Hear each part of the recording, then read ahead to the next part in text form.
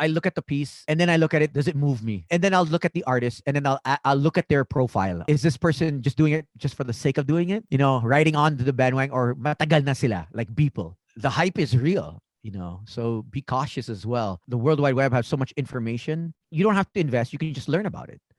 Just to be aware. Being ignorant to it is more painful than actually knowing about it.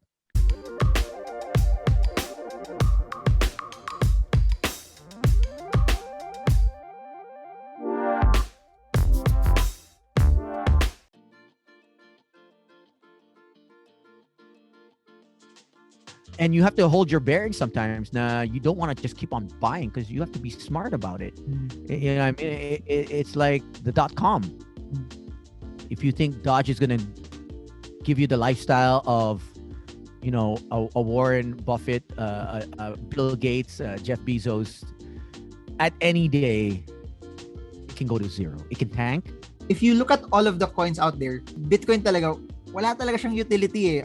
It's literally, totoo, it's literally like digital gold lang talaga. That the decentralization of finance is unbelievable. You know, kids that my age, I mean, when I was their age, I was playing Nintendo. I was playing in the park. I was trying to chase girls.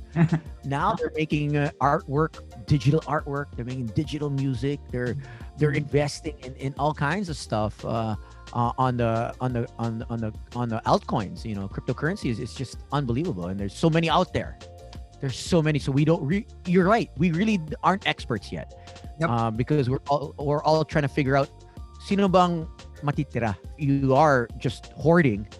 You know, I mean, you gotta be wise about it, because not all of it will hold its full value. Some it might sustain it, other than crypto. Like we talked about, our NBA Top Shot. I'm kicking myself. I bought so many Top Shot cards that were supposed to be thinking, oh, it's going to increase in value. We told ourselves, we both talked about this. How, ito next month, ano now my I'm like looking at it, I'm like negative 36%. You know, I'm like, what the hell happened? Ano nangyari? You just never know, and so you have to. For the newbies out there is everyone has crypto right now, because you haven't been spending it for the past couple of years. There was nothing to buy it with, really. You're probably making art, gas fees, making art, but in terms of the demand for it, there was none yet until just last year, then more so this month and the past few months. Yep. You know, demand for it is crazy. Like, things are going for $1 million, and it's a great disruption for the art community, for the digital community, the new way of buying and selling art. It opens the door for people who enjoy music, enjoy artwork. So this whole thing is the next thing for generations to come. Honestly, I just don't know which ones, but I think this is the next jump to collecting valuable items. Now, artists are selling fractions of their music. So now you can invest in Justin Bieber, the artist. I'm not only going to buy as a fan, but now some artists, you can invest in the actual artist. For those who are watching this, NFT is non-fungible token. It's fungible because it has a different value per token or per coin or per painting. I want to ask this because a lot of people, when they hear that concept, why will I pay for that if pwede ko naman screenshot yan and I have the same thing? Or I can record that same video and I can have the same thing. How do you reconcile that as someone who wants to invest in this space, that there's actually value into something that anyone can just get a copy of it off the internet? Basically, it's like owning the Mona Lisa. If you own it, print out a colored copy of the Mona Lisa on a huge printer and put up on your wall. With an NFT, you are the owner of that actual piece. The social currency in the future, if NFTs hold its value and retain its value better than the crypto, it's actually a safer investment. Hopefully. it's a safer investment. People don't realize that that's the beauty of it. That's the beauty of the NFT. You can't split it. Unlike, a $10 or let's say a 100 peso bill. Bigyan mo ako ng dalawang 50. You can screenshot it. You can videotape it. But the real owner at the end of the day, when you click on that NFT in the metaverse, and you find out, sino ba may-ari nito? Marvin or Toni or whoever. That blockchain is forever embedded. You see more people probably get on it, jump on the bandwagon. Many will lose and some will win. Okay, this is how I pick the ones that could possibly be winners, or at least the ones that I could see appreciation, because parang painting din yan. Some people would buy the cheap ones, pero baka wala naman 10 years from now, it doesn't move in terms of price. What would you do if it was you? I look at the piece and then I look at it, does it move me? And then I'll look at the artist and then I'll look at their profile on the site, and then I'll look at them on Twitter, on Instagram. Is this person just doing it just for the sake of doing it? Riding on to the bandwagon, or matagal na sila, like people. The hype is real, so be cautious as well. But hey, if you've got the money and you waited this long, 7-8 years to spend it, hey. But your approach into NFTs you're coming in as a collector first or as an investor first, na parang, okay, I like this, even if I don't sell it later on, or even if it tanks, I'm okay to hold on to it. Because when you talked about Top Shot kanina, that for me, as long as I have the players that I like watching it, just going to the site and just looking at it. And even if no one buys it from me, I'm okay with that. So ako, my perspective is I go into Top Shot coming in as a collector, or someone that's just a fan of the NBA, that even if this doesn't make money, okay lang, but if it does, bonus na yun. I'm definitely a purist first. All the artwork, my digital artwork, definitely collector. I have not yet sold anything. This is interesting. This is the future, but similar to the stock market or to Forex, it's also not for everyone. Who am I to say no, you shouldn't? We're all on equal footing, to be honest. There's no experts here. I mean, maybe you have people that have been in the game of creating, but to really know which crypto is gonna outlast the other, I say this is the best time to pivot. If you're not a finance guy, if you're not a stock, kind of person, and it's the best time to learn. The World Wide Web has so much information. You don't have to invest. You can just learn about it. Just to be aware. Being ignorant to it is more painful than actually knowing about it. Because the more you know about it, you can understand. And then when you know about it, you can kick yourself because you knew about it, rather than be a hater if it does well. Sayang, but it is what it is, and do your research and ask questions. I think asking questions is great. So you don't ask someone that is a newbie.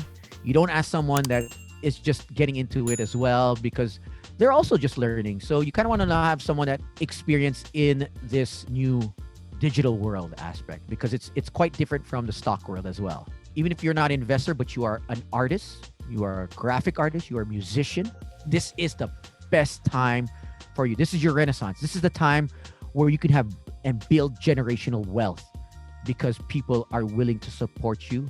The NFT community, the digital space is so giving and is appreciative, and they're willing to bid for whatever product that you make or whatever digital artwork piece that you put on, you mint.